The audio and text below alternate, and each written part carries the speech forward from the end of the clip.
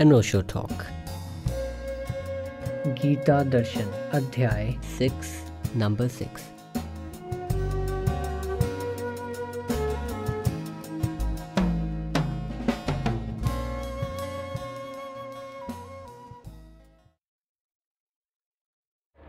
शुचौ देशे प्रतिष्ठाप्य स्थिरम् आसनमात्मनः नात्युचितं नातिनीचं चैलाजिनकुशोत्तरम् तत्रैकाग्रं मनः कृत्वा यतचित्तेन्द्रियक्रिया उपविश्यासने युञ्ज्यात् योगम् आत्मविशुद्धये। कैसे के शुद्ध भूमि में कुशा मृगशाला और वस्त्र है, ऊपरोपरि जिसके ऐसे अपने आसन को न अति ऊंचा और न अति नीचा स्थिर स्थापन करके और उस आसन पर बैठकर तथा मन को एकाग्र करके चित्त और इंद्रियों की क्रियाओं को वश में किया हुआ अंतःकरण की शुद्धि के लिए योग का अभ्यास करें।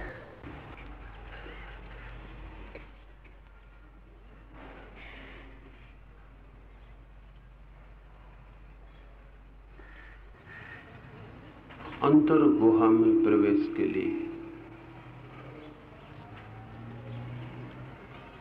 वो जो हृदय का अंतर आकाश है, उसमें प्रवेश के लिए कृष्ण ने कुछ विधियों का संकेत अर्जुन को किया है। योग की समस्त विधियां बाहर से प्रारंभ होती हैं और भीतर समाप्त होती हैं। यही स्वाभाविक भी है, क्योंकि मनुष्य जहां है वहीं से प्रारंभ करना पड़ेगा। मनुष्य की जो स्थिति है वही पहला कदम बनेगी और मनुष्य बाहर।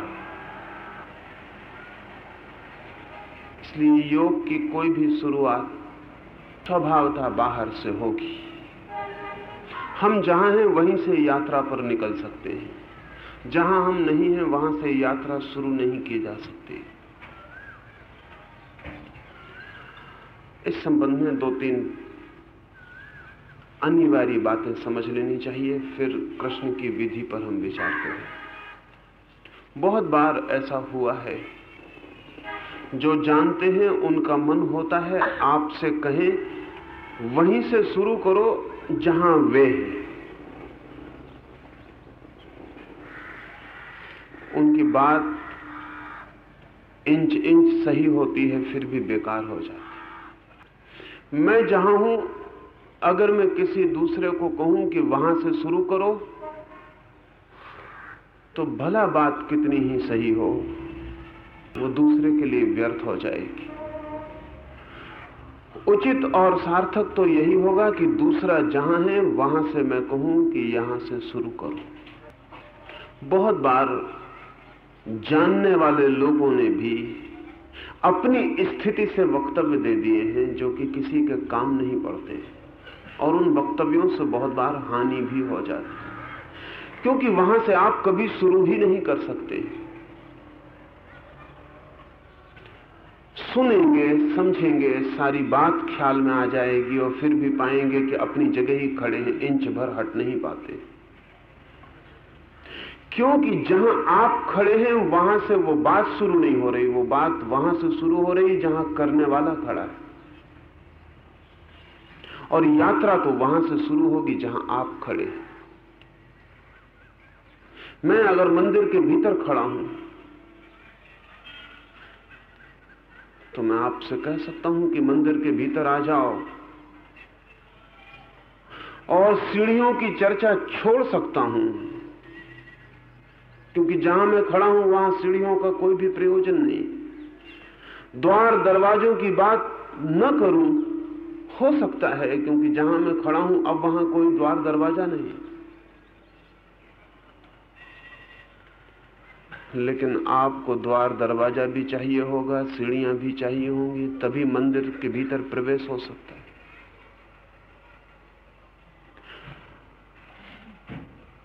जो आत्यंतिक वक्तव्य हैं,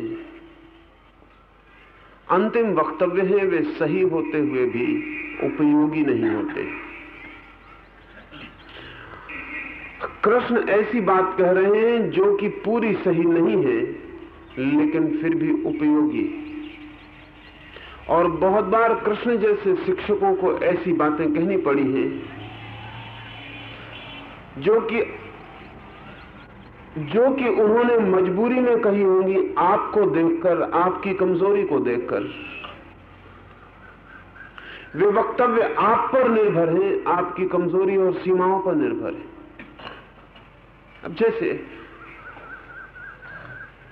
कृष्ण कह रहे हैं आसन की बात, कि आसन न बहुत ऊंचा हो न बहुत नीचा हो,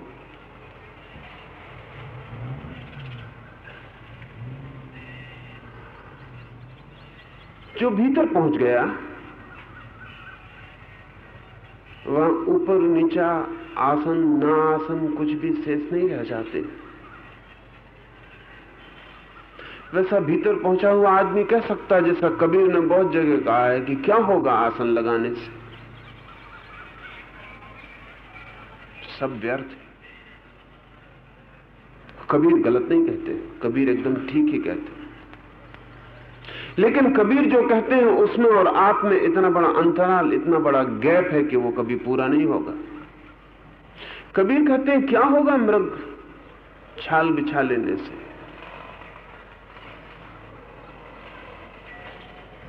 ठीक ही कहते हैं, गलत नहीं कहते। मृग की चमड़ी भी बिछा ली, उस पर बैठ भी गए तो क्या होगा। आत्यंतिक दृष्टि से, आखिरी दृष्टि से कबीर ठीक ही कहते हैं कि क्या होगा, कितने भी मृग चर्म बिछा के बैठ जाएं तो होना क्या है। फिर भी जब कृष्ण कहते हैं तो कबीर से ज्यादा करुणा है उनके मन में, जब वो अर्जुन से कहते हैं कि मृग चर्म पर बैठकर, न अति ऊंचा हो आसन न अति नीचा हो, सम हो, ऐसे आसन में बैठकर चित्त को एकाग्र करे, इंद्रियों के व्यापार को समेट ले, इंद्रियों का मालिक हो जाए, तो ही योग में प्रवेश होता है। कृष्ण और कबीर के इन वक्तव्यों में इतना फासला क्यों है? देखकर लगेगा कि या तो कृष्ण गलत होने चाहिए अगर कबीर सही है, या कबीर गलत होने चाहिए अगर कृष्ण सही है, जैसा कि सारी दुनिया में चलता है। हम सदा ऐसा सोचते हैं इन दोनों से दोनों तो सही नहीं हो सकते। हाँ, दोनों गलत हो सकते, लेकिन दोनों सही नहीं हो सकते। कबीर तो कहते हैं फेंको ये सब, इस सब से कुछ ना होगा। अब कृष्ण अर्जुन को कह रहे हैं कि इस सब से यात्रा शुरू होगी। क्या कारण है? और मैं कहता हूं दोनों सही। कारण सिर्फ इतना है कि कबीर वहां से बोल रहे हैं जहां वो खड़े हैं, और कृष्ण वहां से बोल रहे हैं जहां अर्जुन खड़ा है। कबीर वो बोल रहे हैं जो उनके लिए सत्य है, कृष्ण वो बोल रहे हैं जो कि अर्जुन के लिए सत्य हो सके।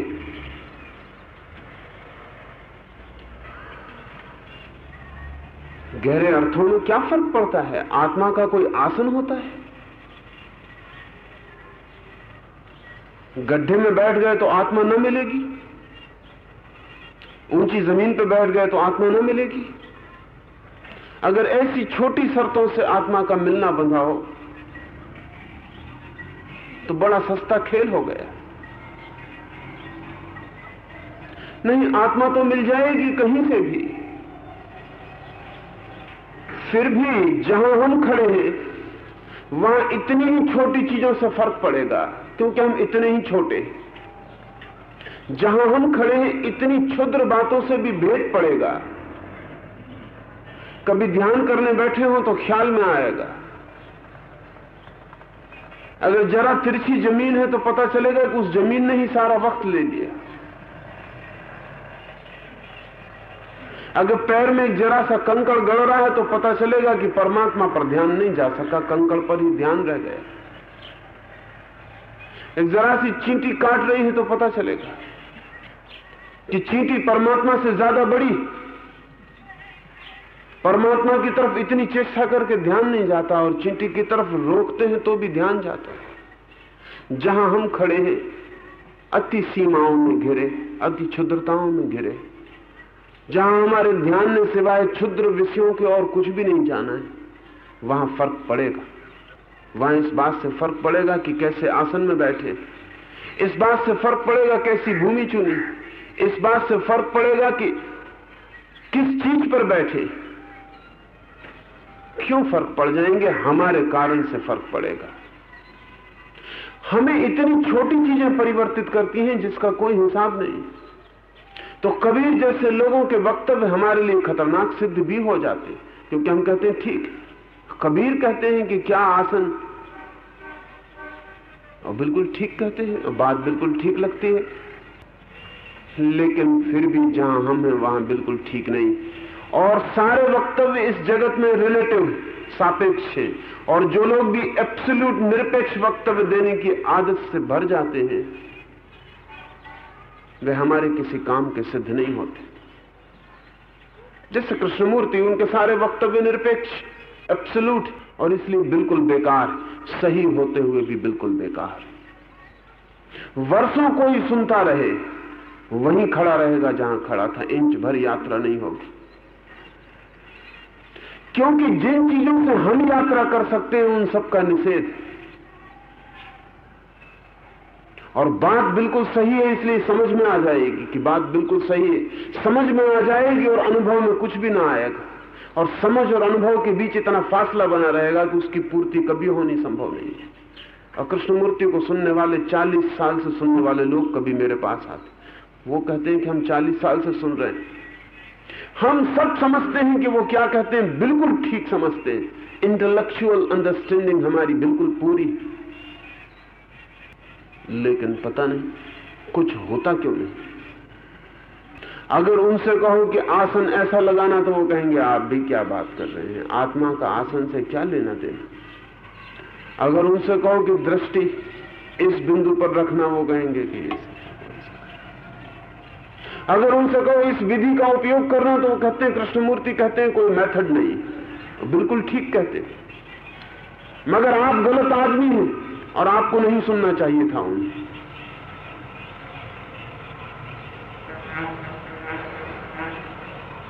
बिना विधि के आपने जिंदगी में कुछ भी नहीं किया है, बिना मेथड के कुछ भी नहीं किया है। आपके मन की सारी समझ, आपके चित्त की सारी व्यवस्था मेथड और विधि से चलती। एक बहुत बड़ा वक्तव्य आपने सुना कि किसी मेथड की कोई जरूरत नहीं। आपका वो जो आलसी मन है वो कहेगा कि बात तो बिल्कुल ठीक है, मेथड की क्या जरूरत, झंझट से भी बच गए। अब कोई विधि भी नहीं लगानी है, कोई आसन भी नहीं लगाना है, कोई मंत्र नहीं पढ़ना है, कोई स्मरण नहीं करना है, कुछ नहीं करना है। मगर कुछ नहीं तो आप पहले से ही कर रहे हैं। अगर पहुंचना होता तो बहुत पहले पहुंच गए होते। और अब आपको और एक पक्का मजबूत ख्याल मिल गया कि कुछ भी नहीं करना, ध्यान रहे, कुछ भी नहीं करना इस पृथ्वी पर सबसे कठिन करने वाली बात। इसलिए आप जिसको समझते हैं कुछ भी ना करना, वो कुछ भी ना करना नहीं।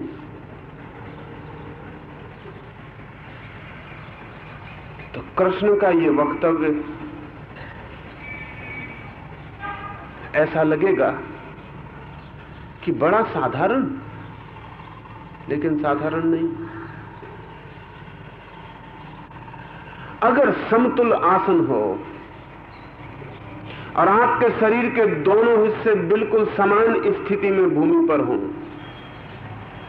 कोई हिस्सा नीचा ऊपर न हो, आपके शरीर को झुकना ना पड़े, तो उसके बहुत वैज्ञानिक कारण। जमीन 24 घंटे प्रतिपल अपने ग्रेविटेशन से हमारे शरीर को प्रभावित करती है। उसका गुरुत्वाकर्षण पूरे समय काम कर रहा है।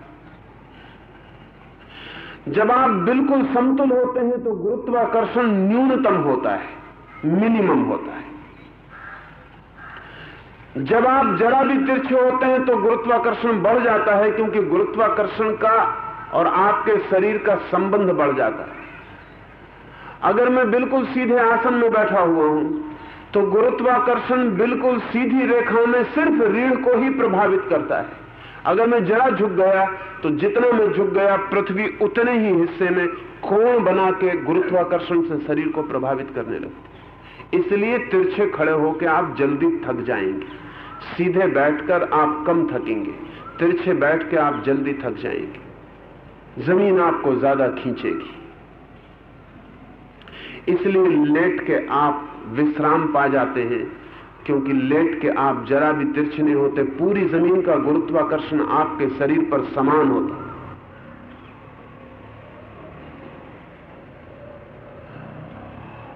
समान गुरुत्वाकर्षण आधार है कृष्ण के इस वक्तव्य का। जरूरी नहीं है कि कृष्ण को गुरुत्वाकर्षण का कोई पता हो, आवश्यक भी नहीं। कोई न्यूटन ने गुरुत्वाकर्षण को पैदा नहीं किया है। न्यूटन नहीं था तो भी गुरुत्वाकर्षण था। शब्द नहीं था हमारे पास कि क्या है, लेकिन इतना पता था कि जमीन खींचती है और शरीर को 24 घंटे प्रतिपल खींचती है। शरीर को हम ऐसी स्थिति में रख सकते हैं कि जमीन का अधिकतम आकर्षण शरीर पर हो, और जहां शरीर पर अधिकतम आकर्षण होगा वहां शरीर जल्दी थकेगा, बेचैन होगा, परेशान होगा, और चित्त को स्थिर करने में आपके लिए कठिनाई होगी, कृष्ण के लिए नहीं। शरीर ऐसी स्थिति में हो सकता है जहां गुरुत्वाकर्षण न्यूनतम है, मिनिमम, जिसको हम सिद्धासन कहते हैं, सुखासन कहते हैं, पद्मासन कहते हैं। वे न्यूनतम गुरुत्वाकर्षण के आसन। और आज तो वैज्ञानिक भी स्वीकार करता है कि अगर सिद्धासन में आदमी बहुत दिन तक, बहुत समय तक रह सके तो उसकी उम्र बढ़ जाएगी सिर्फ इसलिए कि उसके शरीर और जमीन के आकर्षण के बीच जो संघर्ष है वो कम से कम होगा और शरीर कम से कम जराजीर्ण होगा।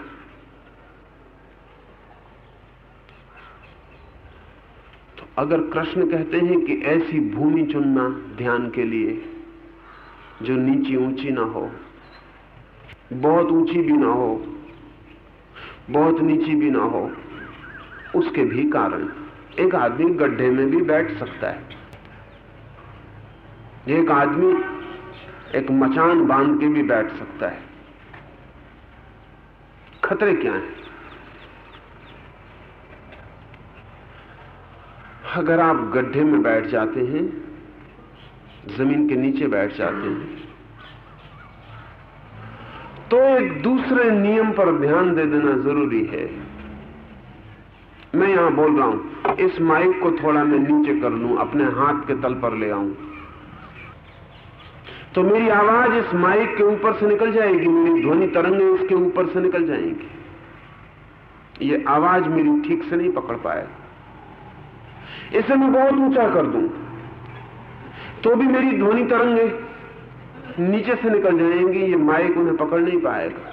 ये माइक मेरी ध्वनि तरंगों को तभी ठीक से पकड़ेगा जब ये ठीक समानांतर, वाणी की तरंगों के समानांतर होगा। मेरे ओंठों के जितने समानांतर होगा उतनी ही सुविधा होगी इसे पकड़ लेने के लिए। पूरी पृथ्वी पूरे समय अनंत तरह की तरंगों से प्रवाहित है। अनंत तरंगें चारों ओर फैल रही। इन तरंगों में कई वजन की तरंगें, कई भार की तरंगें, और ये बड़े आश्चर्य की बात है कि जितने बुरे विचारों की तरंगें हैं वे उतनी ही भारी, उतनी हैवी। जितने शुभ विचारों की तरंगें हैं उतनी हल्की, निर्भार। अगर आप एक गड्ढे में बैठ के ध्यान करते हैं, कुएं में बैठ के ध्यान करते हैं, तो आपके संपर्क में इस पृथ्वी पर उठने वाली जो जितनी निम्नतम तरंगें हैं उनसे ही आपका संपर्क हो पाएगा। वो तो कुएं में उतर जाएंगी, श्रेष्ठ तरंगें कुएं के ऊपर से ही प्रवाहित होती रहेंगी। इसलिए पहाड़ों पर लोगों ने यात्रा की। पहाड़ों पर यात्रा का कारण था, यात्रा था ऊंचाई, और ऊंचाई से तरंगों का भेद, तरंगों की अपनी पूरी स्थितियां हैं। हर तल पर विभिन्न प्रकार की तरंगें यात्रा कर रही हैं, और एक तरह की तरंग एक सतह पर यात्रा करती। तो गड्ढे के लिए इंकार किया है, लेकिन आप पूछेंगे कि फिर बहुत ऊंची जगह के लिए क्यों इंकार किया है? क्योंकि ऊंचे जितने हम होंगे उतनी श्रेष्ठतर तरंगें मिल जाएंगी। तो वो भी आप ध्यान रख लें, ऊंचे पर श्रेष्ठतर तरंगें मिलेंगी, लेकिन अगर आपकी पात्रता ना हो तो श्रेष्ठतर तरंगें भी सिर्फ आपके भीतर उत्पात पैदा करेंगी। आपकी पात्रता के साथ ही श्रेष्ठतर तरंगों को झेलने की क्षमता पैदा होगी। आप कितना झेल सकते हैं?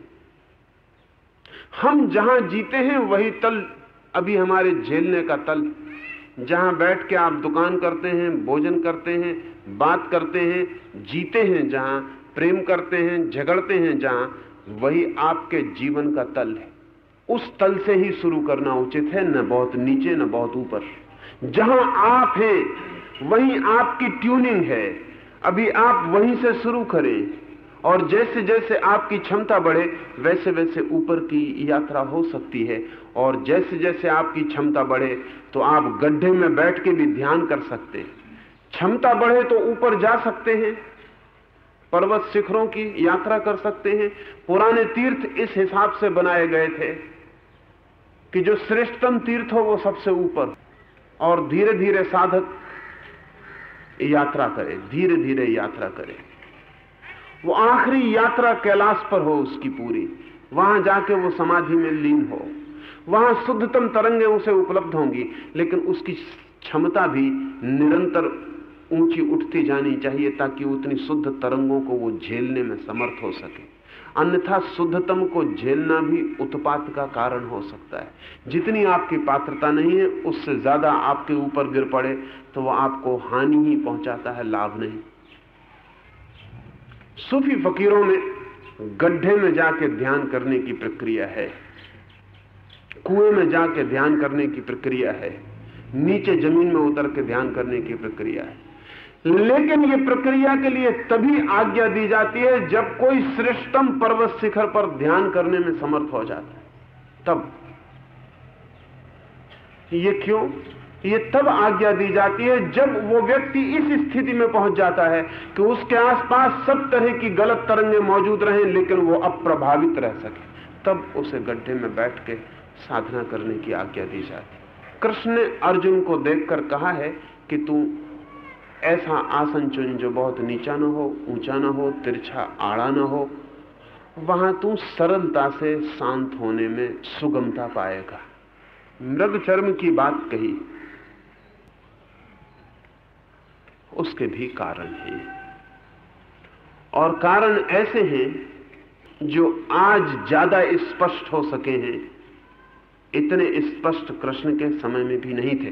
प्रतीति थी कि कुछ फर्क पड़ता है, लेकिन किस कारण से पड़ता है उसकी वैज्ञानिक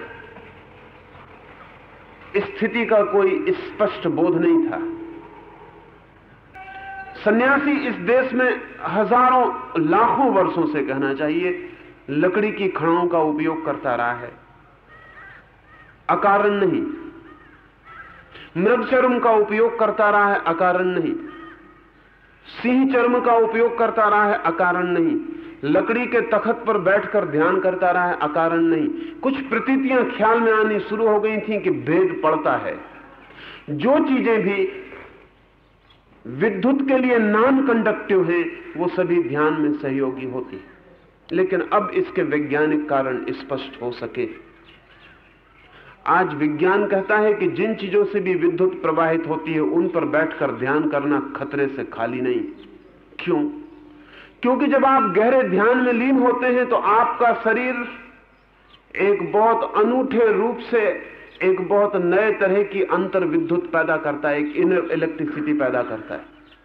जब आप पूरे ध्यान में होते हैं तो आपके शरीर की बॉडी इलेक्ट्रिसिटी सक्रिय होती है, और सबके शरीर में विद्युत का बड़ा आगार है।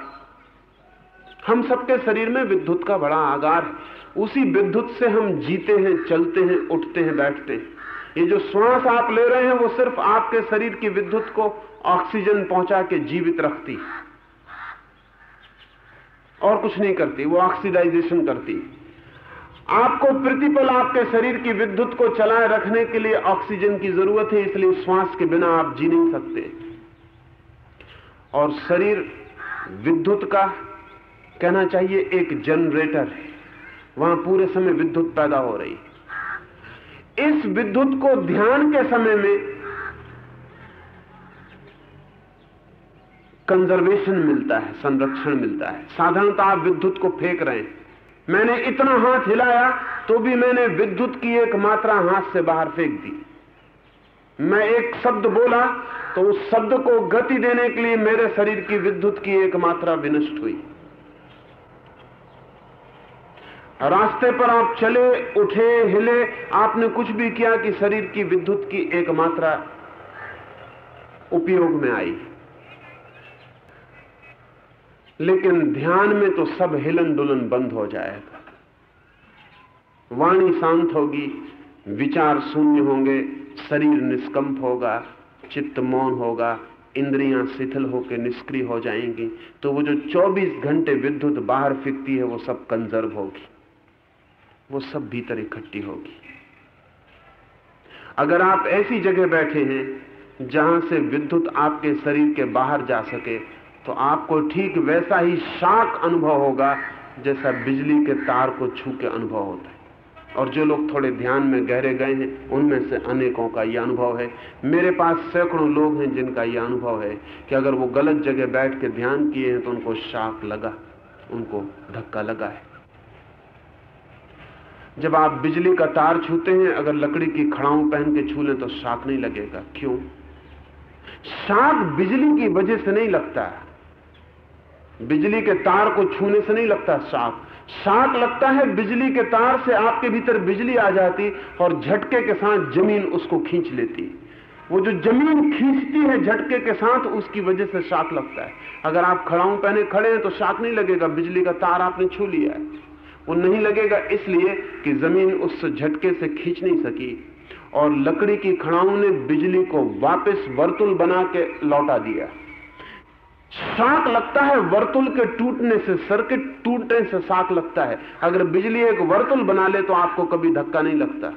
और वर्तुल बनाने का एक ही उपाय है कि आप नॉन कंडक्टर पर बैठे हो। मृगचर्म नॉन कंडक्टर है, सिंहचर्म नॉन कंडक्टर है, बिजली उसके पार नहीं जा सकती, वो बिजली को वापस लौटाता है। लकड़ी नॉन कंडक्टर है, वो बिजली को वापस लौटा देती है। खड़ाऊ नॉन कंडक्टर है, वो बिजली को वापस लौटा देती है। तो जो ध्यान कर रहा है उसके लिए खड़ाऊ उपयोगी है, जो ध्यान कर रहा है उसे लकड़ी के तख्त पर बैठना उपयोगी है, जो ध्यान कर रहा है उसे मृगचर्म का उपयोग सहयोगी। फिजूल लगेगा। अगर कबीर से पूछने जाएंगे, कृष्णमूर्ति से, वो कहेंगे बकवास। लेकिन अगर वैज्ञानिक से पूछने जाएंगे वो कहेगा सार्थक है बात, और सार्थक है। एक घड़ी ऐसी आ जाती है जहां बिल्कुल बेकार है, लेकिन वो घड़ी अभी आ नहीं गई। वो घड़ी आ जाए तब तक उपयोगी है। एक घड़ी ऐसी आ जाती है कि शरीर की विद्युत का अंतर वर्तुल निर्मित हो जाता है, और जो लोग भी परम शांति को उपलब्ध होते हैं उनके हृदय में अंतर वर्तुल निर्मित हो जाता है, विद्युत अंतर वर्तुल बना लेती है। फिर वो जमीन पर बैठ जाएं तो उन्हें कोई शाक नहीं लगने वाला है। लेकिन वो घटना अभी आपको नहीं घट गई। आपके भीतर कोई अंतर वर्तुल नहीं है, कोई इनर सर्किट नहीं। आपको तो अभी बाह्य वर्तुल पर निर्भर रहना पड़ेगा, वो मजबूरी है। उससे बचने का उपाय नहीं, उससे पार होने का उपाय है। जो बचने की कोशिश करेगा कि इसे बाईपास कर जाए वो दिक्कत में पड़ेगा। उसे पार हो जाना ही उचित है, क्योंकि पार होके ही पात्रता निर्मित होती है। तो कृष्ण कहते हैं ऐसी आसनी पर बैठे, ऐसा आसन लगाए, ऐसी जमीन पर हो, ऊंचा ना हो, नीचा ना हो, और तब इंद्रियों को सिकोड़ ले। और इंद्रियों को सिकोड़ना ऐसी स्थिति में आसान होता है। वाह विघ्न और बाधाओं को निषेध करने की व्यवस्था कर लेने पर इंद्रियों को सिकोड़ लेना आसान होता है। कभी आपने ख्याल ना किया होगा, योग ने ऐसे आसन खोजे हैं जो आपकी इंद्रियों को अंतर्मुखी करने में अद्भुत रूप से सहयोगी हो सकते हैं। इस तरह की मुद्राएं खोजी हैं जो आपकी इंद्रियों को अंतर्मुखी करने में सहयोगी हो सकती हैं। बैठने के ऐसे ढंग खोजे हैं जो आपके शरीर के विशेष केंद्रों पर दबाव डालते हैं और उस दबाव का परिणाम आपकी विशेष इंद्रियों को शिथिल कर जाना होता है। अभी अमेरिका में एक बहुत बड़ा विचारक और वैज्ञानिक था, थियोडर रैक। उसने मनुष्य के शरीर के बाबत जितनी जानकारी की कम लोगों ने की। वो कहता था कि शरीर में ऐसे बिंदु हैं मनुष्य के, जिन बिंदुओं को दबाने से मनुष्य की वृत्तियों में बुनियादी अंतर पड़ता है। और ये कोई योगी नहीं था रैक तो एक मनस्विद था, फ्राइड के शिष्यों में से, बड़े शिष्यों में से एक था। और उसने हजारों लोगों को सहायता पहुंचाई।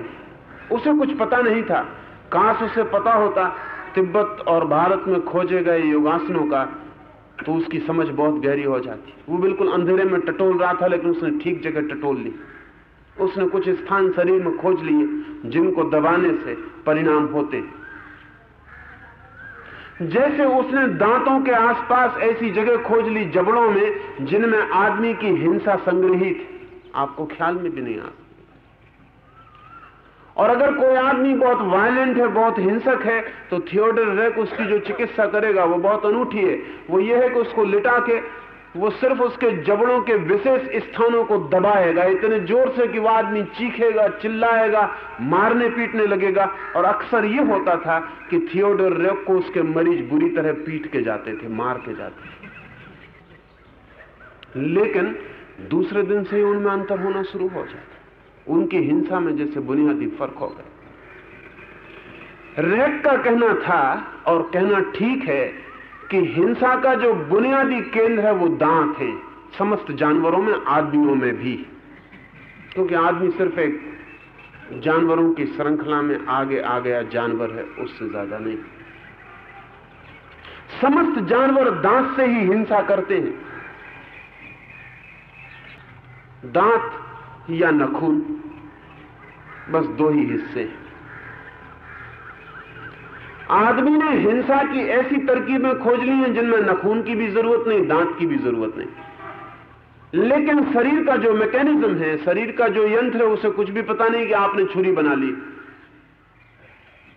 उसे कुछ भी पता नहीं कि आपने दांतों की जगह औजार बना लिए जिनसे आप आदमी को ज्यादा सुविधा से काट सकते हैं। शरीर को कोई पता नहीं। शरीर के अणु तो, सेल तो पुराने ढंग से ही काम करते चले जाते। इसलिए जब भी आप हिंसा से भरते हैं, ख्याल करना, आपके दांतों में कंपन शुरू हो जाता, आपके दांतों में विशेष विद्युत दौड़नी शुरू हो जाती, दांत पीसने लगते हैं। आप कहते हैं क्रोध में इतना आ गया कि दांत पीसने लगा। दांत पीसने का क्रोध से क्या लेना देना?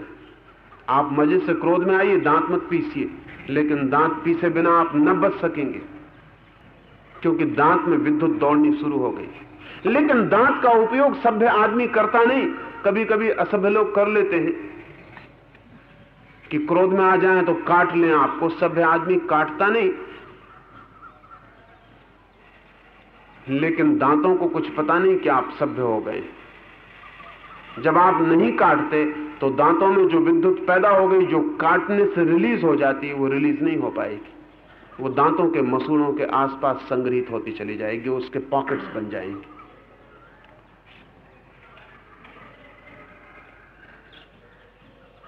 आदमी के दांतों की बीमारियों में 90% कारण दांतों के आसपास बने हिंसा के पॉकेट। इसलिए जानवरों के दांत जैसे स्वस्थ हैं, जरा कुत्ते के दांत खोल के देख लें तो खुद शर्म आएगी कि न कभी दतौन करता, न कभी मंजन करता, न कोई टूथपेस्ट का, किसी मार्के के टूथपेस्ट का कोई उपयोग करता। ऐसी चमक, ऐसी रौनक, ऐसी सफेदी, बात क्या है? बात गहरे में शारीरिक कम और मनस से ज्यादा जुड़ी हुई है। हिंसा के पॉकेट्स कुत्ते के दांत में नहीं। और अगर कुत्तों के दांतों में कभी हिंसा के पॉकेट्स हो जाते हैं तो खेल के उसको रिलीज कर लेते हैं। आपने कुत्तों को देखा हो, खेलने में काटेंगे, काटते नहीं है, सिर्फ भरेंगे, मुंह छोड़ देंगे, वो रिलीज कर रहे हैं। खेल के हिंसा को मुक्त कर लेंगे। तो जानवरों के दांत जैसे स्वस्थ हैं, आदमी सपने में भी नहीं सोच सकता उतने स्वस्थ दांत पा जाए। आपकी उंगलियों के आसपास भी हिंसा के पॉकेट इकट्ठे होते हैं।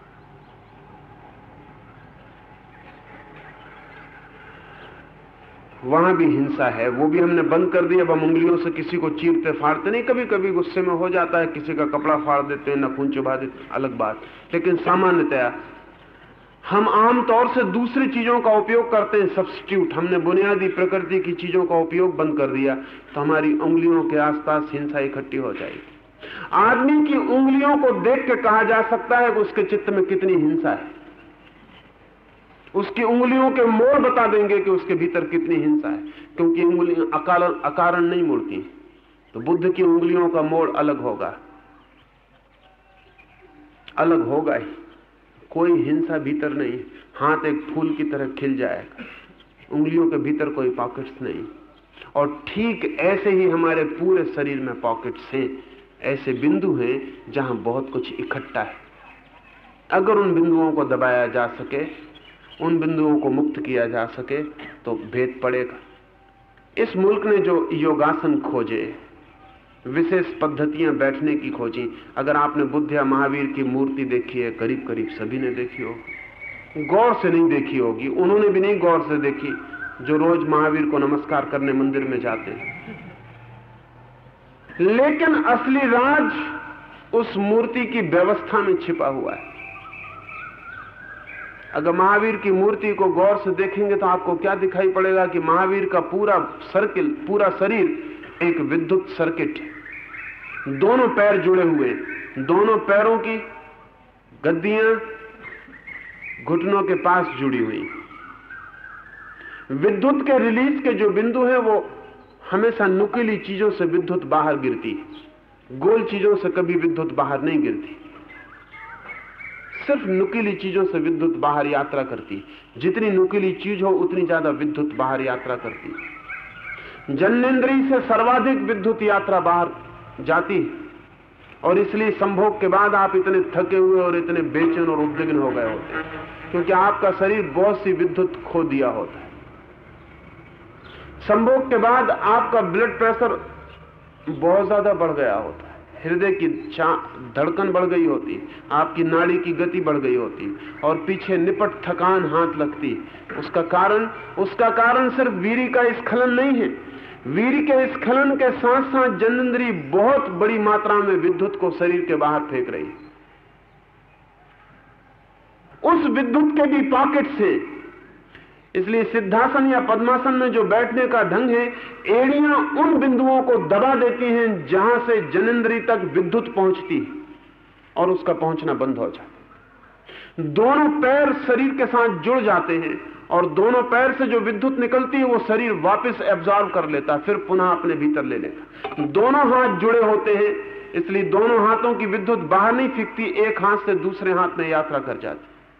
पूरा शरीर एक सर्किट में। महावीर का या बुद्ध की मूर्ति आप देखेंगे तो ख्याल में आएगा कि पूरा शरीर एक विद्युत चक्र में। इस बने हुए विद्युत वर्तुल के भीतर इंद्रियों को सिकोड़ लेना अत्यंत आसान है, अत्यंत आसान है, बहुत सरल है। ये विद्युत का जो वर्तुल निर्मित हो जाता है, ये आपके और आपके इंद्रियों के बीच एक प्रोटेक्शन, एक दीवार बन जाता है। आप अलग कट जाते हैं, इंद्रियां अलग पड़ी रह जाती हैं। ध्यान रहे, विद्युत का स्रोत आपके भीतर है, इंद्रियां केवल विद्युत का उपयोग करती हैं। और अगर बीच में वर्तुल बन जाए, जो कि बिल्कुल एक वैज्ञानिक प्रक्रिया है, एक साइंटिफिक प्रोसेस है, बीच में वर्तुल बन जाए तो इंद्रियां बाहर रह जाती हैं, आप भीतर रह जाते हैं, और आपके और इंद्रियों के बीच में विद्युत की एक दीवार खड़ी हो जाती है जिसको पार नहीं किया जा सकता। इस क्षण में अंतर आकाश में यात्रा आसान हो जाती, अति आसान हो जाती। इसलिए कृष्णमूर्ति कितना ही कहें या कबीर कितना ही कहें, थोड़ा सावधानी से उनकी बात सुनना। उनकी बात खतरे में ले जा सकती है। वो कह दें आसन से क्या होगा, वो कह दें कि इससे क्या होगा, उससे क्या होगा, मेथोडोलॉजी से क्या होगा। अपनी तरफ से वो ठीक कह रहे हैं। उनका अंतर आकाश और उनकी अंतर विद्युत की यात्रा शुरू हो गई। शायद उन्हें पता भी नहीं हो। कृष्णमूर्ति के साथ तो निश्चित ही ये बात है कि कृष्णमूर्ति के साथ जो प्रयोग उनके बचपन में किए गए वो करीब करीब उनको बेहोश करके किए गए। इसलिए उनको कुछ भी पता नहीं है कि वो किन प्रयोगों से गुजरे।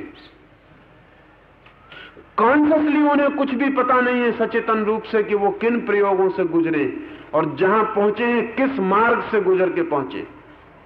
उनकी हालत करीब करीब वैसी है जैसे हम किसी आदमी को सोया हुआ उसके घर से उठा लाएं और बगीचे में उसकी खाट रख दें और बगीचे में उसकी आंख खोले और वो कहे कि ठीक, और कोई पूछे उससे कि बगीचे में कैसे आऊं, तो वो कहे कोई रास्ता नहीं है, बस आ जाओ, कोई मार्ग नहीं है, बस आ जाओ, जगो और बगीचे में पाओगे कि तुम हो। वो ठीक कह रहे हैं, वो गलत नहीं कह रहे। लेकिन कृष्णमूर्ति को बगीचे में ले आने वाले कुछ लोग थे, यानी बिसेंट थी, लीडबीटर था। उन लोगों ने कृष्णमूर्ति के बचपन में, जब वो करीब करीब कोई होश उनके पास नहीं था, इसलिए कृष्णमूर्ति को बचपन की कोई याद नहीं है, बचपन की कोई याददाश्त नहीं है। बचपन और उनके बीच में एक भारी बैरियर, एक भारी दीवार खड़ी हो गई। कृष्णमूर्ति को अपनी मातृभाषा का कोई भी स्मरण नहीं है। यद्यपि 9 साल का या 10 साल का बच्चा अपनी मातृभाषा को कभी नहीं भूलता। 10 साल का बच्चा अपनी मातृभाषा काफी सीख चुका होता है, काफी, करीब करीब पूरी। लेकिन कृष्णमूर्ति को उसकी कोई याददाश्त नहीं। कृष्णमूर्ति के नाम से एक किताब है, at the feet of the master, Shri गुरु चरणों में, नाम उस पर कृष्णमूर्ति का है। वो तब लिखी गई, लेकिन वो कहते हैं कि मुझे कुछ याद नहीं मैंने कब लिखी। वो उनसे लिखवाई गई, सिर्फ मीडियम की तरह उन्होंने उसमें काम किया। उन्हें कुछ स्मरण नहीं कि उन्होंने कब लिखी। वो ये भी नहीं कहते कि मैं उसका लेखक हूं या नहीं। लीडबीटर, एनी बिसेंट और थियोसॉफिस्टों ने कृष्णमूर्ति को बहुत ही अचेतन मार्गों से वहां पहुंचाया, जहां पहुंचकर, जहां जाकर उन्होंने पाया कि किसी मार्ग की कोई जरूरत नहीं, लेकिन वे भी मार्गों से पहुंचे।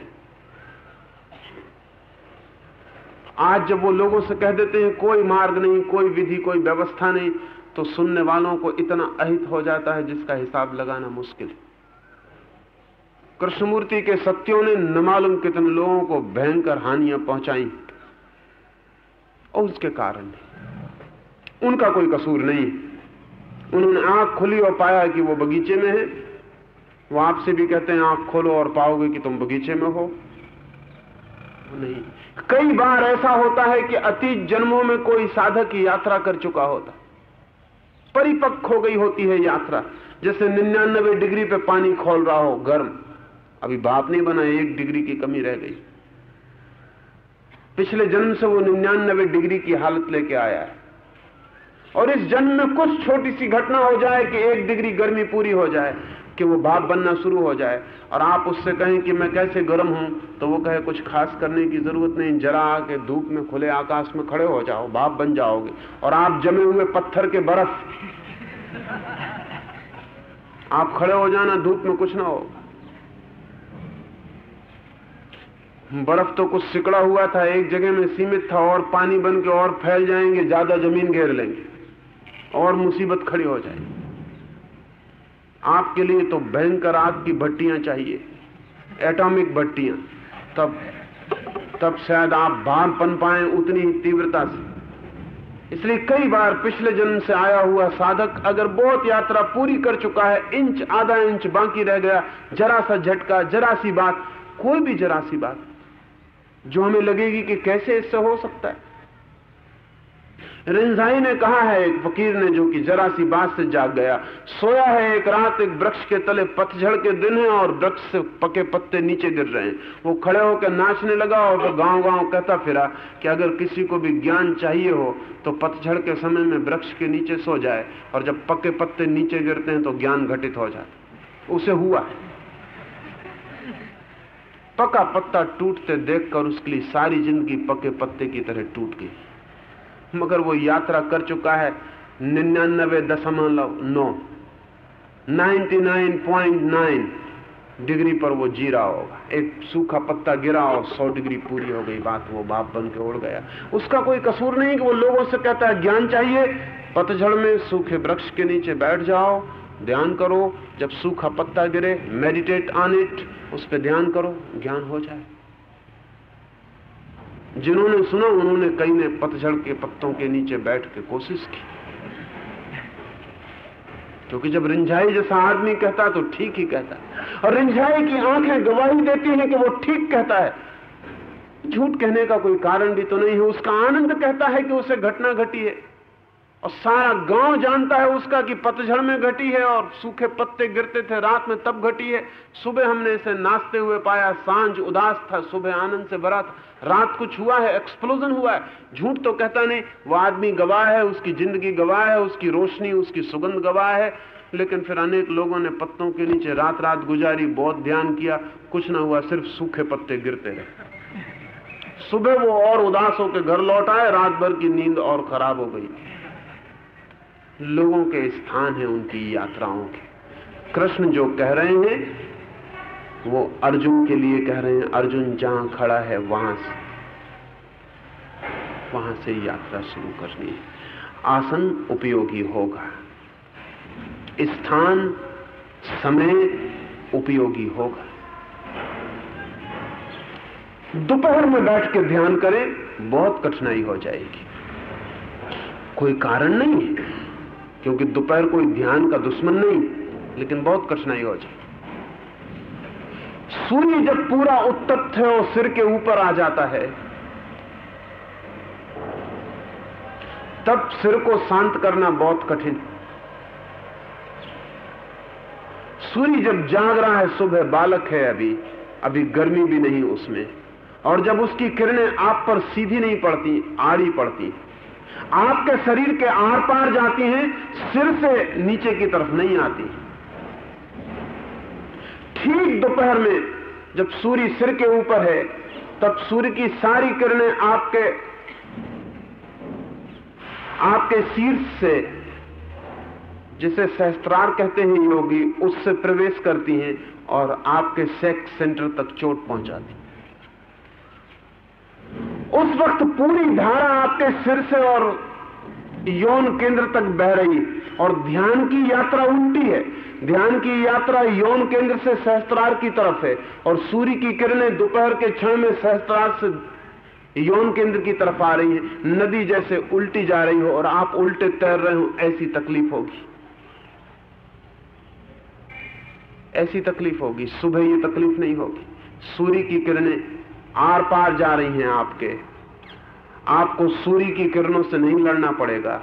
संध्या भी ये तकलीफ नहीं होगी, फिर किरणें आर पार जा रही हैं। इसलिए प्रार्थना का नाम ही धीरे धीरे संध्या हो गया।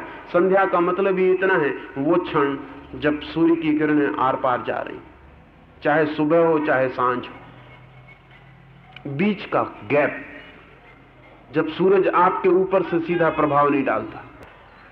लेकिन रात के 12 बजे आधी रात फायदा हो सकता है, उसका उपयोग योगियों ने किया है, अर्धरात्रि का, क्योंकि तब सूरज आपके ठीक नीचे पहुंच गया और किरणें सूरज की आपके यौन केंद्र से सहस्त्रार की तरफ जाने लगी।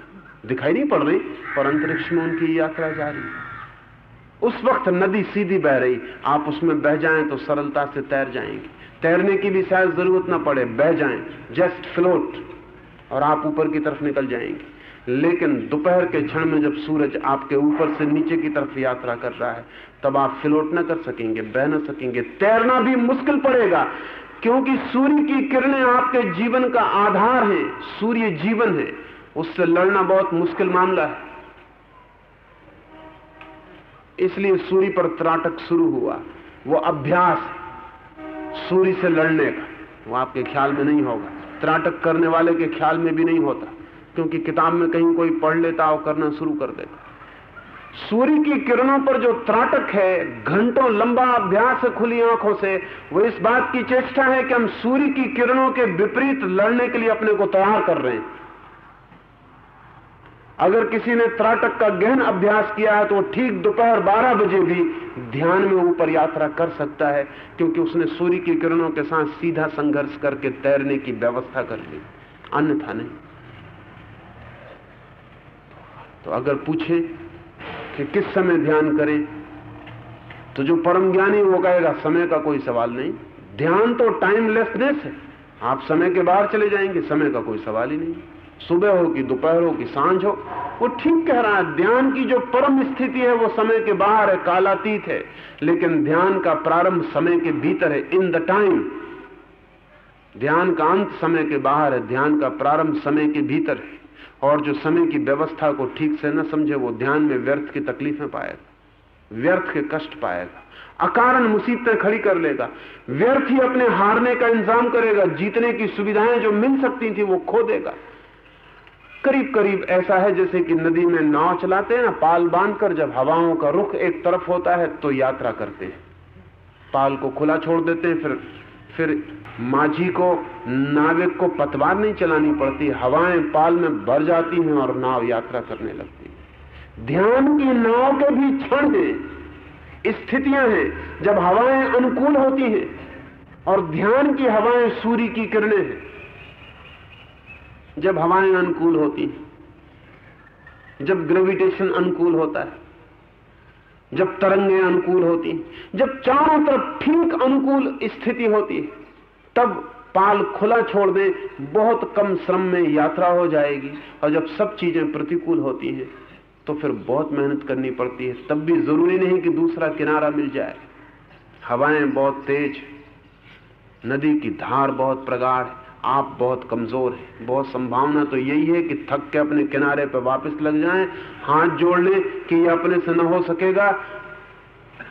यही होता है ध्यान में। जो लोग भी लगते हैं, ठीक व्यवस्था न जानने से, राइट ट्यूनिंग न जानने से व्यर्थ परेशान होते हैं, और परेशान होकर फिर ये सोच लेते हैं कि शायद अपने भाग्य में नहीं, अपनी नियति में नहीं, अपने कर्म ठीक नहीं, अपनी पात्रता नहीं, ऐसा अपने को समझा के वो जो दुनिया है व्यर्थ की, उसमें फिर वापस लौट के लग जाते हैं, अपने किनारे पे लग जाते हैं। ऐसा न हो, इसलिए कृष्ण अर्जुन को ठीक प्राथमिक बातें कह रहे हैं। इस श्लोक में दो और छोटी बातें साफ हो जाए तो अच्छा हो। पहली बात, कुशा, मृगचर्म और वस्त्र, ये क्रम दिया है ऊपरोपरि। और दूसरी चीज शुद्ध भूमि।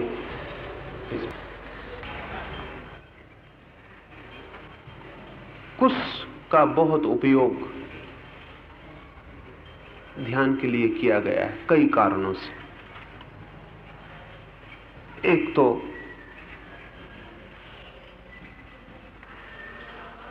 जिन दिनों ध्यान की प्रक्रिया विकसित हो रही थी इस पृथ्वी पर, जिन क्षणों में ध्यान का उद्घाटन हो रहा था, आविष्कार हो रहा था, उन क्षणों से बहुत संबंध कुश का है।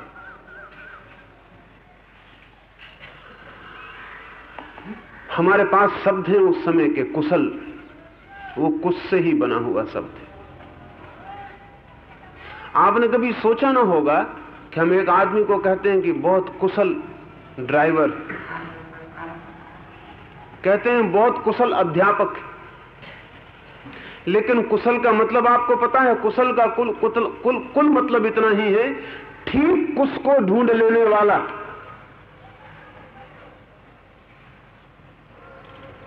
सभी घास कुश नहीं है।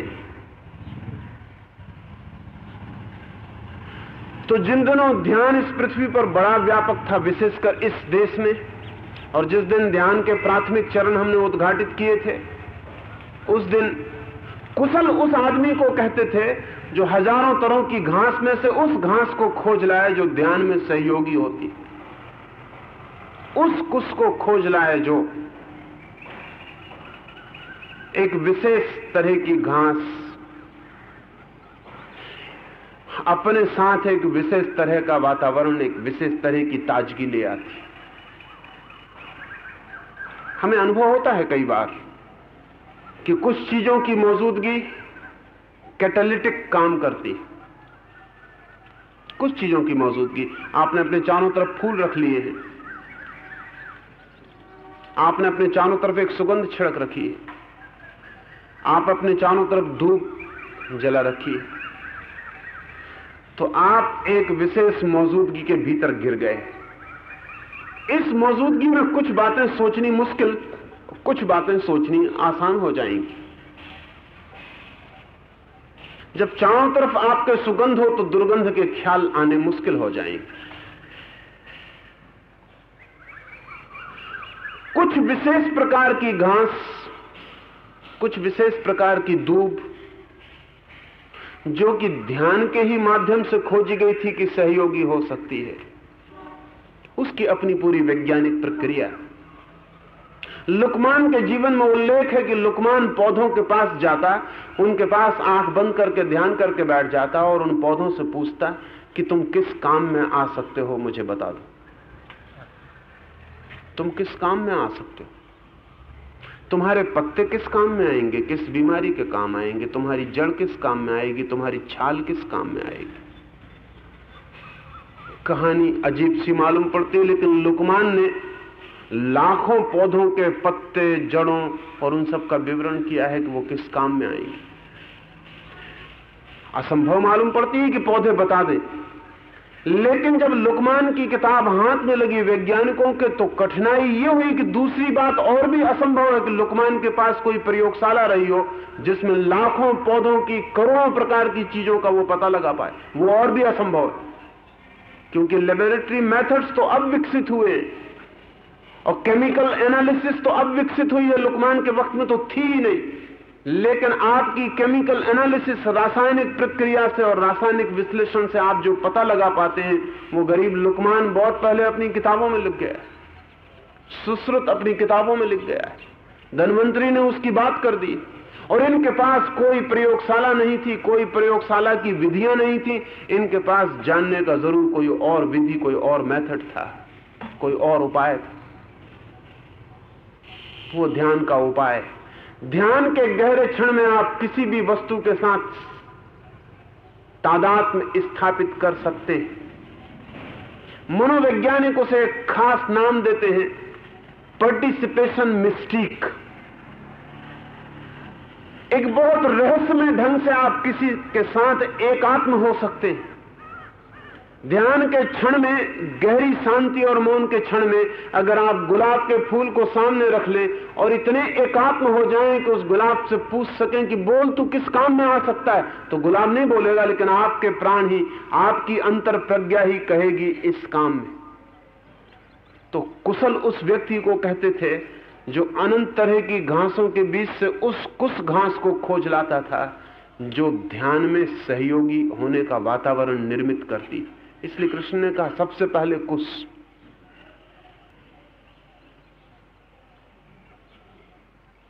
वस्त्र, विशेष वस्त्र,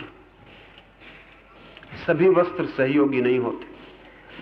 जिन वस्त्रों में आपने भोजन किया है उन्हीं वस्त्रों में ध्यान करना कठिन होगा। जिन वस्त्रों में आपने संभोग किया है उन्हीं वस्त्रों में ध्यान करना तो महाकठिन होगा। जिस बिस्तर पर लेटकर आपने काम वासना के विचार किए हैं उसी बिस्तर पर बैठकर ध्यान करना बहुत मुश्किल होगा, क्योंकि प्रत्येक वृत्ति और प्रत्येक वासना अपने चारों तरफ की चीजों को इन्फेक्ट कर जाती है। ऐसे लोग आज भी पृथ्वी पर हैं और ऐसी प्रक्रियाएं भी हैं कि मेरा रुमाल उन्हें दे दिया जाए तो वो मेरे बाबत सब कुछ बता देंगे, हालांकि वो कुछ भी नहीं जानते कि मैं कौन हूं, ये रुमाल किसका है। क्योंकि ये रुमाल मेरे साथ रहकर मेरे सब तरह के संवेदनाओं को, मेरे सब तरह की तरंगों को, मेरे सब तरह के प्रभाव को आत्मसात कर जाता है, पी जाता है। सूती कपड़े बहुत तीव्रता से पीते हैं, रेशमी कपड़े बहुत मुश्किल से पीते हैं। रेशमी कपड़े बहुत रेसिस्टेंट हैं, इसलिए ध्यान के लिए रेशमी कपड़ों का बहुत दिन उपयोग किया जाता रहा है। वो बिल्कुल रेसिस्टेंट ना के बराबर, कम से कम दूसरे चीजों के प्रभावों को पीते हैं, इंप्रेसिव नहीं है, उन पे इंप्रेशन नहीं पड़ता, कम पड़ता है, खिसल जाता है, बिखर जाता है, टूट जाता है। सूती कपड़ा एकदम पी जाता है। तो सूती कपड़े की खूबी भी है, खतरा भी है। अगर ध्यान के वक्त सूती कपड़े का उपयोग करें तो वो ध्यान को पी जाएगा, लेकिन फिर उसकी सुरक्षा करनी पड़ेगी, उसको बचाना पड़ेगा, क्योंकि वो दूसरे प्रभावों को भी इसी तरह पी जाएगा। और 24 घंटे में ध्यान का तो मुश्किल से कभी एक क्षण आएगा, बाकी तो क्षण बहुत होंगे, वो सब पी जाएगा। इसलिए रेशमी कपड़े का उपयोग किया जाता रहा। वो प्रभावों को नहीं पीता है और आपके चारों तरफ एक निष्प्रभाव की धारा बना देता है। स्वच्छतम हो, कोरे हो, रेशमी हो। और फिर जिन्होंने पाया कि कपड़े का किसी भी तरह उपयोग करो कुछ ना कुछ कठिनाई होती है, तो महावीर ने दिगंबर होकर प्रयोग किया। उसके कारण थे, ऐसे ही नग्न नहीं हो गए, ऐसा कोई दिमाग खराब नहीं था, कारण थे। कैसे ही कपड़े को उपयोग करो कुछ ना कुछ प्रभाव संक्रमित हो जाते हैं। आप अगर अपने ध्यान के कपड़े भी अलग रख दें तो आप ही रखेंगे, आप ही उठाएंगे, कहीं तो रखेंगे। और अब हमारे घरों में ऐसी कोई जगह नहीं है जिसे हम समस्त प्रभावों के बाहर रख सकें। अगर आप अपने घर में एक छोटा सा कोना समस्त प्रभावों के बाहर रख सकते हैं तो वो मंदिर हो गया। मंदिर का उतना ही मतलब है। गांव में अगर एक घर आप ऐसा रख सकते हैं जो समस्त प्रभावों के बाहर है तो वो मंदिर है। मंदिर का उतना ही अर्थ है। लेकिन कुछ भी अब बाहर रखना बहुत मुश्किल है। एक कोना, इसलिए वो कह रहे हैं शुद्ध स्थान। शुद्ध स्थान से मतलब है अप्रभावित स्थान। जो जीवन की निम्नतर वासनाएं हैं उनसे बिल्कुल अप्रभावित स्थान। और इस तरह के अप्रभावित स्थान का परिणाम गहरा है। और वो घर बहुत गरीब है, चाहे वो कितना ही अमीर का घर हो, जिस घर में ऐसी थोड़ी सी जगह नहीं जिसे शुद्ध कहा जा सके। किस जगह को शुद्ध कहें? जिस जगह बैठकर आपने कभी कोई दुष्विचार नहीं सोचा, जिस जगह बैठकर आपने कोई दुष्कर्म नहीं किया, जिस जगह बैठकर आपने सिवाय परमात्मा के स्मरण के और कुछ भी नहीं किया, जिस जगह बैठकर आपने ध्यान, प्रार्थना, पूजा के और कुछ भी नहीं किया, जिस जगह प्रवेश करने के पहले आप अपनी सारी क्षुद्रताओं को बाहर छोड़ गए, ऐसा एक छोटा सा कोना, और निश्चित ही ऐसा कोना निर्मित हो जाता है।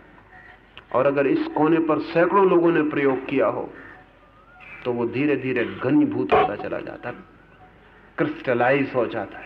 वो आपकी इस दुनिया के बीच एक अलग दुनिया बस जाती है, वो एक अलग कोना हो जाता है जिसके भीतर प्रवेश करते से ही परिणाम शुरू हो जाएंगे। जिसके भीतर कोई अजनबी आदमी भी आएगा तो परिणाम शुरू हो जाएंगे। कई बार आपको अनुभव में आया होगा, इससे उल्टा आया होगा, लेकिन बात तो समझ में आ जाएगी। कई बार आपको अनुभव में आया होगा, किसी घर में प्रवेश करते, किसी स्थान पर बैठते मन बहुत दुष्विचारों से भर जाता है। किसी व्यक्ति के पास जाते मन बहुत दुष्कर्मों की वासनाओं से भर जाता है। इससे उल्टा बहुत कम ख्याल में आया होगा, क्योंकि इससे उल्टे आदमी बहुत कम है, इससे उल्टी जगह बहुत कम है कि किसी के पास जाके मन उड़ान लेने लगता है, आकाश की जमीन को छोड़ देता है, क्षुद्र से हट जाता है, विराट की यात्रा करने लगता है। किसी के पास इस तरह किसी के पास होने का पुराना नाम सत्संग था। सत्संग का मतलब किसी को सुनना नहीं था, सत्संग का मतलब कोई व्याख्यान नहीं था, सत्संग का मतलब सन्निधि, ऐसे व्यक्ति की सन्निधि जहां पहुंचकर आपकी अंतर यात्रा को सुगमता मिलती। इसलिए इस मुल्क में दर्शन का बड़ा मूल्य हो गया। पश्चिम के लोग बहुत हैरान होते हैं कि दर्शन से क्या होगा, किसी के पास जाके आप नमस्कार कराए उससे क्या होगा। पश्चिम के लोगों को पता नहीं कि कोई गहरा वैज्ञानिक कारण दर्शन के पीछे है। अगर किसी पवित्र व्यक्ति के पास जाके आप 2 क्षण खड़े भी हुए हैं, 2 क्षण सिर भी झुकाया है, तो परिणाम होगा। सिर झुकाने का भी विज्ञान तो है ही, क्योंकि जैसे ही आप सिर झुकाते हैं उस पवित्र व्यक्ति की तरंगें आप में प्रवेश करने के लिए सुविधा पाती हैं, आप रिसेप्टिव होते हैं। किसी के चरणों में सिर रखने का कुल कारण इतना था कि आप अपने को पूरा का पूरा सरेंडर करते हैं उसकी किरणों के लिए, उसके रेडिएशन के लिए, वो आप में प्रवेश कर जाए। एक क्षण का भी वैसा स्पर्श एक आंतरिक स्नान करा जाता है। तो शुद्ध स्थान के लिए कृष्ण कह रहे हैं, शुद्ध स्नान हो, ऐसी वस्तुएं आसपास मौजूद हों जो ध्यान में यात्रा करवाती हैं। इस तरह की बहुत सी चीजें खोज ली जा सकी, ऐसी सुगंधें खोज ली गई जो ध्यान में सहयोगी हो जाती।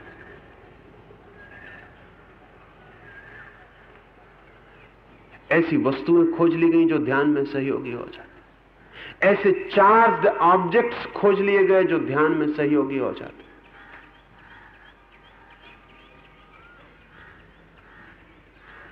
आज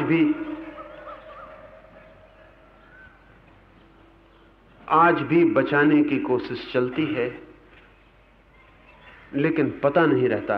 पता नहीं है इसलिए बचाना बहुत मुश्किल होता जा रहा है। आज भी कोशिश चलती है अंधेरे में टटोलती हुई, लेकिन उसके साइंटिफिक, उसके वैज्ञानिक कारण खो जाने की वजह से जो बचाने की कोशिश में लगा है वो बुद्धिहीन मालूम पड़ता है, जो तोड़ने की कोशिश में लगा है बुद्धिमान मालूम पड़ता है। और उस व्यक्ति को बहुत कठिनाई हो जाती है जो जानता है कि बहुत सी चीजें तोड़ देने जैसी हैं, क्योंकि उनके पीछे कोई वैज्ञानिक कारण नहीं, वो सिर्फ समय की धारा में जुड़ गई हैं। और बहुत सी चीजें बचा लेनी जैसी हैं, क्योंकि उनके पीछे कोई वैज्ञानिक कारण है, यद्यपि समय की धारा में वैज्ञानिक कारण भूल गए हैं और खो गए हैं। ये बाह्य परिस्थिति को निर्माण करना है एक मनस्थिति के जन्माने के लिए, और निश्चित ही बाहर की परिस्थिति में सहारे खोजे जा सकते हैं, क्योंकि बाहर की परिस्थिति में विरोध और अड़चन भी होती है।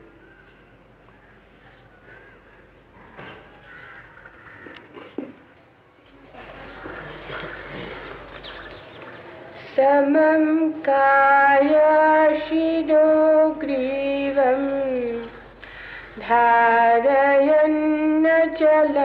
स्थिरं सम्प्रेक्ष्य नासिकाग्रं स्वं दिशश्चानवलोकयन् प्रशान्तात्मा विगतभिः ब्रह्मचारी व्रते स्थिता मनः संयम्य मंचितो युक्त आसीत् मतः परा। उसकी विधि इस प्रकार है कि काया, शिर और ग्रीवा को समान और अचल धारण किए हुए दृढ़ होकर अपने नासिका के अग्रभाग को देखकर अन्य दिशाओं को न देखता हुआ और ब्रह्मचर्य के व्रत में स्थित रहता हुआ भय रहित तथा अच्छी प्रकार शांत अंतःकरण वाला और सावधान होकर मन को वश में करके मेरे में लगे हुए चित्त वाला और मेरे परायण हुआ स्थित होवे। उस विधि को और अगले कदम, एक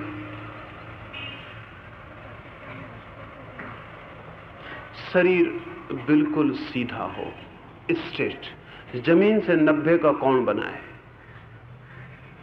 वो जो आपकी रीढ़ है वो जमीन से 90 का कोण बनाए तो सिर सीध में आ जाएगा।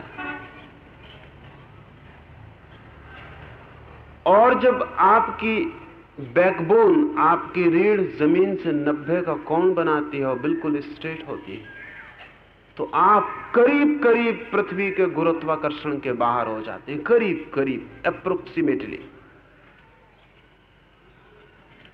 और पृथ्वी के गुरुत्वाकर्षण के बाहर हो जाना ऊर्ध्व गमन के लिए मार्ग बन जाता है। एक। दूसरी बात, दृष्टि नासाग्र हो। पलक झुक जाएगी अगर नासाग्र दृष्टि करनी है। नाक का अग्रभाग देखना है तो पूरी आंख खोले रखने की जरूरत न रह जाएगी, आंख झुक जाएगी। अगर आप बैठे हैं तो मुश्किल से 2 फीट जमीन आपको दिखाई पड़ेगी, अगर खड़े हैं तो 4 फीट दिखाई पड़ेगी, लेकिन वो भी ठीक से दिखाई नहीं पड़ेगी और धुंधली हो जाएगी, ड्रीमी हो जाएगी। 2 कारण। एक, अगर बहुत देर तक नासाग्र दृष्टि रखी जाए तो पूरा संसार आपको, आपके चारों तरफ फैला हुआ संसार वास्तविक कम स्वप्नवत ज्यादा प्रतीत होगा, जो कि बहुत गहरा उपयोग है।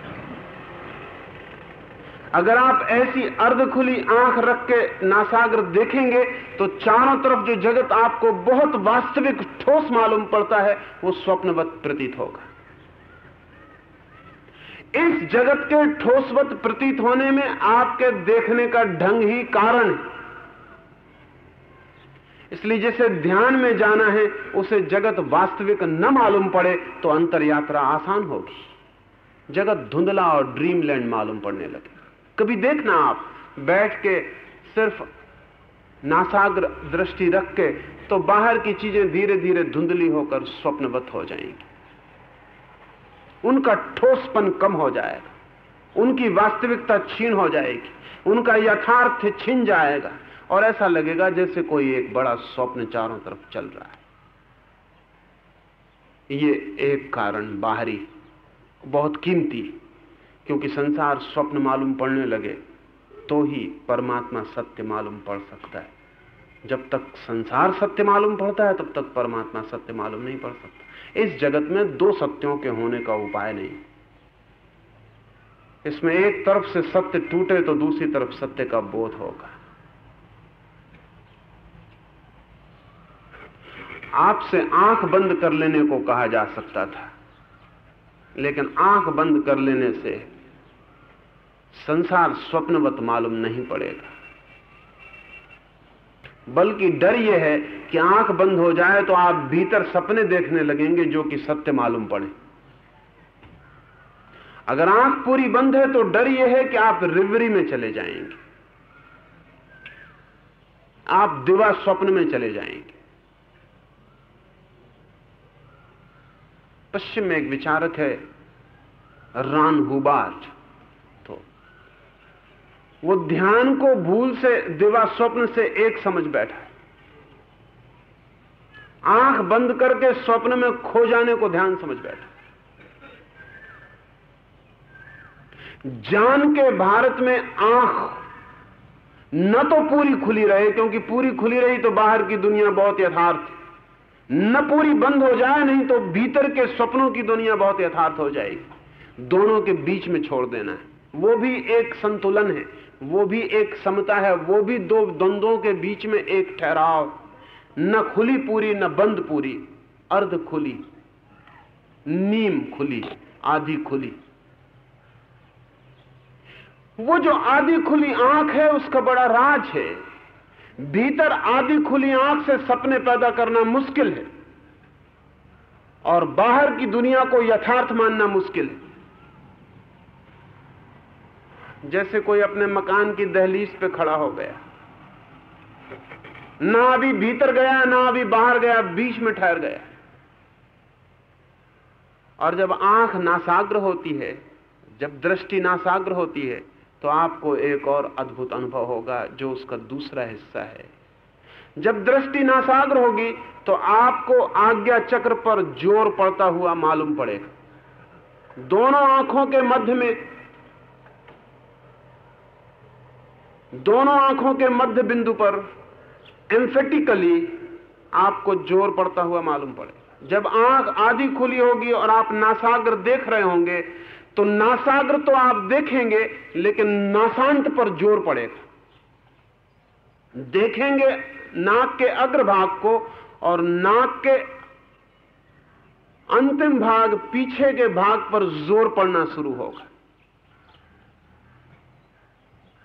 वो जोर बड़े कीमत का है, क्योंकि वहीं वो बिंदु है, वो द्वार है जो खुले तो ऊर्ध्वगमन शुरू होता है। आज्ञा चक्र के नीचे संसार है, अगर हम चक्रों की भाषा में समझें। आज्ञा चक्र के ऊपर परमात्मा है, आज्ञा चक्र के नीचे संसार है। अगर हम चक्रों से विभाजन करें तो आज्ञा चक्र के नीचे आंखों के बिंदुओं के, दोनों आंखों के मध्य बिंदु के नीचे जो शरीर की दुनिया है वो संसार से जुड़ी, और आज्ञा चक्र के ऊपर का जो मस्तिष्क का भाग है वो परमात्मा से जुड़ा है। उस पर जोर पड़ने से, वो जोर पड़ना एक तरह की चाबी है जिससे बंद द्वार खोलने के लिए चेष्टा की जा रही, वो सीक्रेट लॉक है। कहें कि उसको खोलने की कुंजी ये है, जैसा कि आपने कोई ताले देखे होंगे जिनकी चाबी नहीं होती, नंबर होते हैं। नंबर का एक खास जोड़ बिठा दें तो ताला खुल जाएगा, नंबर का खास जोड़ न बिठा पाए तो ताला नहीं खुलेगा। ये जो आज्ञा चक्र है, इसके खोलने की एक सीक्रेट की है, एक गुप्त कुंजी है। और वो गुप्त कुंजी ये है कि जो शक्ति, जो विद्युत हमारी आंखों से बाहर जाती है, उसी विद्युत को एक विशेष कोण पर रोक देने से उस विद्युत का पिछला हिस्सा आज्ञा चक्र पर चोट करने लगता है। वो चोट उस दरवाजे को धीरे धीरे खोल देती है। वो दरवाजा खुल जाए तो आप एक दूसरी दुनिया में, ठीक दूसरी दुनिया में छलांग लगा जाते हैं, नीचे की दुनिया बंद हो गई। इसमें तीसरी बात कृष्ण ने कही है, ब्रह्मचर्य व्रत में ठहरा हुआ। ध्यान के इस क्षण में जब आधी आंख खुली हो, नासाग्र हो दृष्टि, और आज्ञा चक्र पर चोट पड़ रही हो, अगर आपके चित्त में जरा भी काम वासना का विचार आ गया तो वो जो द्वार खोलने की कोशिश चल रही थी वो समाप्त हो गई, और आपकी समस्त जीवन ऊर्जा नीचे की तरफ बह जाएगी। क्योंकि जीवन ऊर्जा उसी केंद्र की तरफ बहती है जिसका स्मरण आ जाता है। कभी आपने सोचा कि जैसे काम वासना का विचार आता है, जननेंद्रिय के पास का केंद्र फौरन सक्रिय हो जाता है। विचार तो खोपड़ी में चलता है, लेकिन केंद्र जननेंद्रिय के पास, सेक्स सेंटर के पास सक्रिय हो जाता है। बल्कि कई दफे तो ऐसा होता है कि आपको भीतर काम वासना का विचार चल रहा है, इसका पता ही तब चलता है जब सेक्स सेंटर सक्रिय हो जाता है। वो पीछे धीरे धीरे सरकता रहता, लेकिन विचार तो मस्तिष्क में चलता है, और केंद्र बहुत दूर है, वो सक्रिय हो जाता है। उसकी भी कुंजी है वही।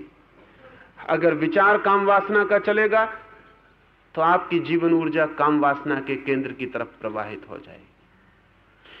ध्यान के क्षण में अगर काम वासना का विचार चला तो आप ऊपर तो यात्रा कम करेंगे, बल्कि इतनी नीचे की यात्रा कर जाएंगे जितनी आपने कभी भी ना की होगी। इसलिए सचेत किया है।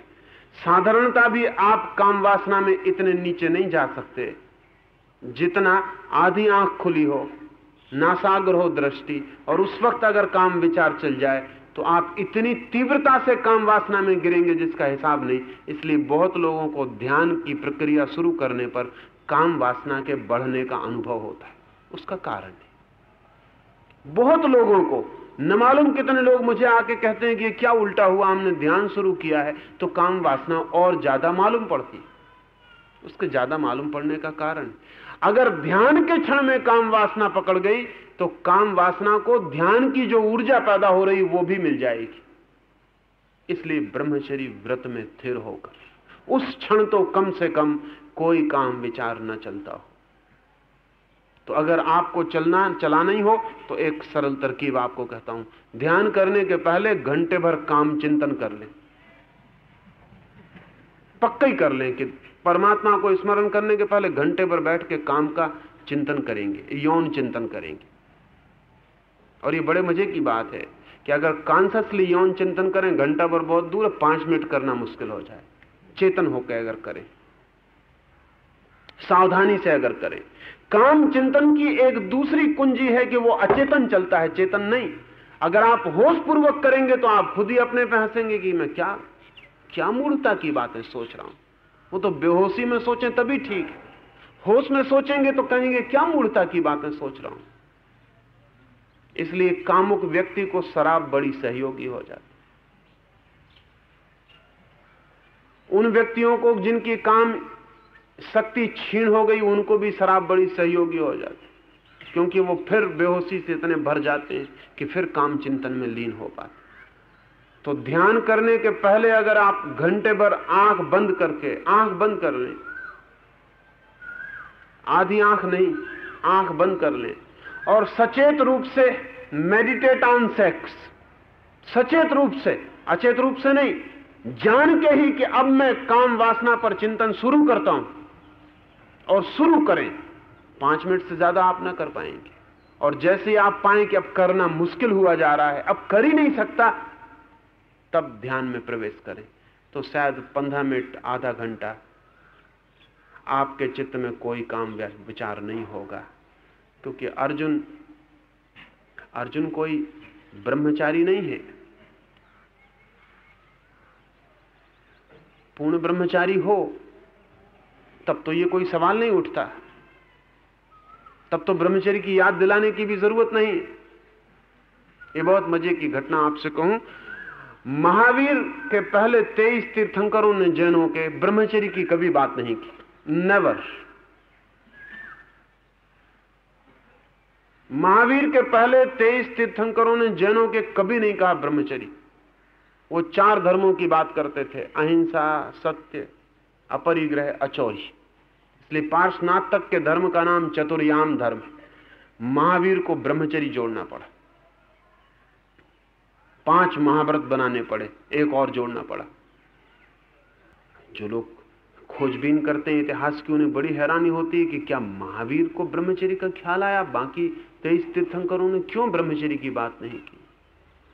ये 23 तीर्थंकर जिन लोगों से बात कर रहे थे वे निष्णात ब्रह्मचारी थे। ये उपदेश जिनको दिए गए थे उनके लिए ब्रह्मचर्य सहज था। ये लोक चर्चा नहीं थी, ये आम जनता से कही गई बात नहीं थी, जो कि ब्रह्मचारी नहीं है। महावीर ने पहली दफा तीर्थंकरों के अकल्ट मैसेज को, जो बहुत गुप्त मैसेज थी, बहुत छिपी मैसेज थी, जो कि बहुत गुप्त राज था और केवल निष्णात साधकों को दिया जाता था, उसको मासेस का बनाया। और इसीलिए दूसरी घटना घटी कि 23 तीर्थंकर फीके पड़ गए और ऐसा लगने लगा कि महावीर जैन धर्म के स्थापक, क्योंकि वो पहले पॉपुलाइज करने वाले, लोकप्रिय करने वाले पहले व्यक्ति। पहली दफा जनता में उन्होंने वो बात कही जो कि सदा थोड़े साधकों के बीच, थोड़े गहन साधकों के बीच कही गई थी। इसलिए 23 तीर्थंकरों को ब्रह्मचर्य की कोई बात नहीं करनी पड़ी, महावीर को बहुत जोर से करनी पड़ी। सबसे ज्यादा जोर ब्रह्मचर्य पे देना पड़ा, क्योंकि अब ब्रह्मचारियों के बीच चर्चा की जा रही थी। कृष्ण जब अर्जुन से कह रहे हैं कि ब्रह्मचर्य व्रति में ठहरा हुआ, तो इसका यह मतलब नहीं है कि ब्रह्मचारी, इसका इतना ही मतलब है कि ध्यान के क्षण में ब्रह्मचर्य व्रत में ठहरा हुआ। हाँ, यह बड़े मजे की बात है कि अगर कोई ध्यान के क्षण में ब्रह्मचर्य में ठहर जाए, क्षण भर को भी ठहर जाए, तो फिर अब ब्रह्मचर्य में जाना रोज रोज मुश्किल हो जाए। क्योंकि जब एक दफा ऊर्जा ऊपर चढ़ जाए तो इतना आनंद लाती है जितना नीचे सेक्स में गिराई गई ऊर्जा में सपने में भी नहीं मिल सकता, सोचने में भी नहीं मिल सकता। उससे कोई तुलना ही नहीं की जा सकती। एक बार ये ऊपर का अनुभव हो जाए तो ऊर्जा नीचे जाने की यात्रा बंद कर देती। इसलिए 3 बातें कही। फिर आसन में सीधी रीढ़ के साथ बैठा हुआ, अर्ध खुली आंख, नासाग्र दृष्टि, आज्ञा चक्र पर पड़ती रहे चोट, ब्रह्मचर्य व्रत में ठहरा हुआ। तो ऐसा व्यक्ति, कृष्ण कहते हैं, मुझे उपलब्ध हो जाता, मुझ में प्रवेश कर जाता, मुझसे एक हो जाता। और जब भी कृष्ण कहते हैं मुझसे, तब वो कहते हैं परमात्मा से। अर्जुन से वो कह सके सीधी सीधी बात, मुझसे, क्योंकि जिसने जाना परमात्मा को, वो परमात्मा हो गया। इसमें कोई अस्मिता की घोषणा नहीं है कि कृष्ण कह रहे हैं मैं परमात्मा हूं। इसमें सीधे तथ्य का उद्घोषण है। वो है ही। और जो भी जान लेता परमात्मा को वो परमात्मा ही है। वो कहने का हकदार है कि कहे कि मुझ में, लेकिन वहां मैं जैसी कोई चीज बची नहीं है, तभी वो हकदार है। जिसका मैं समाप्त हुआ वो कह सकता है मैं परमात्मा हूं। तो कृष्ण कहते हैं वो मुझे जान लेता। और शेष बात हम रात करेंगे, लेकिन अभी उठेंगे नहीं। 5 मिनट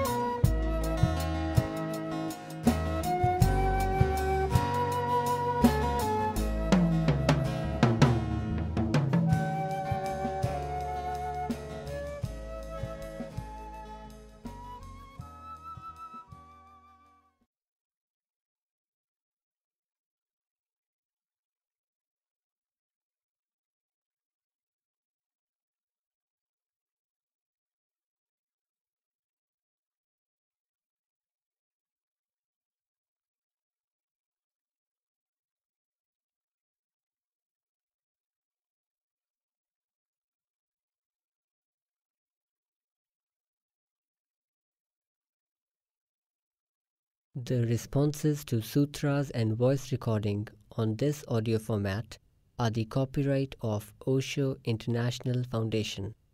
Copyright dates 1953 through 2003.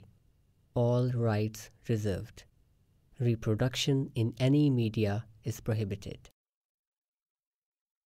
सूत्रों पर दिए गए संबोधन और ऑडियो माध्यम में मुद्रित आवाज़ पर ओशो इंटरनेशनल फाउंडेशन के कॉपीराइट हैं। कॉपीराइट 1953 से 2003, सर्वाधिकार सुरक्षित। किसी भी माध्यम में रिप्रोडक्शन अर्थात पुनर्निर्माण निषिद्ध है।